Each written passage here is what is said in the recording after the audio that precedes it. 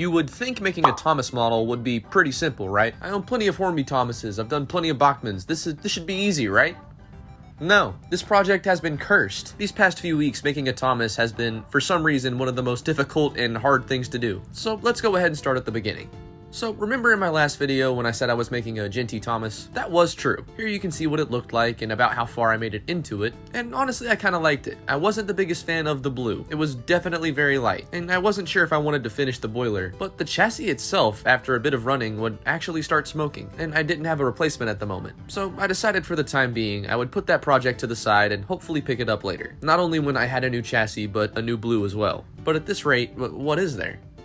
Oh yeah, the LBSC Thomas. Okay, well for this guy I would take some of the parts from the jinty. For some reason, I really don't know what I was going for here. Applied them to his front and started to weather the model. As you can see here, I would fit him with some of the faces that I got from my friend George, or some of you guys know him, Bowled Out, and honestly was making some pretty good progress. I really liked where this was going. However, I wanted to make an attempt to weather his chassis and undercarriage, and to do so would get out some very light Tamiya spray, which I didn't know was running as low as it was, and when it came out, so now Thomas looks like he's covered in flour, or at least in the middle of a snowstorm. Maybe I'll give him a snowplow or something one day, but there's that now, and that sucks. But hey, at least he has sprung buffers, I guess. God damn it.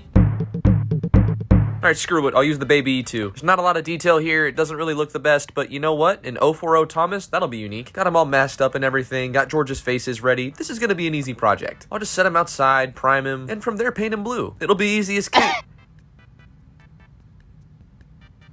If you're wondering where the rest of the paint is, it's literally on the floor. It's on the ground. There was a little bit of wind outside. I didn't think nearly enough to knock an entire paint can over, but it did. And this is currently where the baby E2 sits. I'm in the process of removing its paint. It's basically almost done. Don't worry, this guy is going to be saved and turned into something else, but I was very upset in the moment. So what am I gonna do? I want to have a standard Thomas, but I want him to be unique. I don't just want to use a Bachman, you know, or like normal Hornby. So now what do? I've went through like everything. This sucks.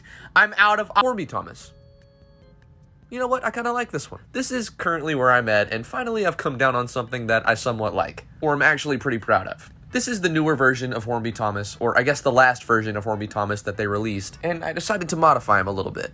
Instead of a white running board, he now has a dark gray one. I know this isn't necessarily realistic, but he has a lamp and a disc, which are technically the proper code for what I plan to use this Thomas for. A repainted roof, a repainted coal bunker, actual coal in the coal bunker, though not a lot, you know, it's not very big. His cab has been painted black, his backside weathered quite a bit, and the rest of them weathered a bit more slightly. I'm not sure exactly what to call this Thomas. I mean, he's not necessarily Railway Series. I mean, he kind of looks it, I guess, but I definitely wouldn't call him TV series, or CGI. I guess he's like a mix of everything. Either way, I'm happy with him. But you may have guessed, this is not going to be my final Thomas. Currently, I have plans to make a new one that isn't going to be an E2 at all. Not that I have anything against the E2. Don't worry guys, I am not an E2 hater, but I also do think Thomas would look cool as something else. And that's what I'm going to try to do. And no, I'm not going to use a jinty either. I will tell you this though, it was in the last video. It's a J50. Huh? He wants to make a J50. What was- He wants to make a J50. You shut the fuck! You guys will see soon, I'll show you all then. While this has been a struggle, I'm happy to have come down on something that I'm at least proud of, and hopefully you guys enjoyed this video and figuring out how I came down on making my custom Thomas. It was a pain, but at least it's done now. Also, just because I forgot to mention it, Thomas also features a brass funnel. I know it's not necessarily accurate like a lot of this Thomas, but it's a look that I enjoy. I painted some small details around him, and sealed everything in with a coat of matte clear, as to make sure the powders didn't go away or get damaged. You know, no project is supposed to be easy, and don't think I'm trying to complain about this one. The sequence of events and actually doing it has just been a bit of a pain and honestly kind of funny. And I thought I'd let you guys know and show you guys that it's not always the most easy to go through with a project. There will be road bumps. I've actually ran into several with what should be a pretty simple project, but that's going to make the final Thomas that I make that much better. And though there's not much to the Hornby one, at least it looks good and will fit in with the other locomotives that I'm currently working on until that last one's done. My main goal was to make Thomas unique, and I feel like I've done that. But geez, the process sucked.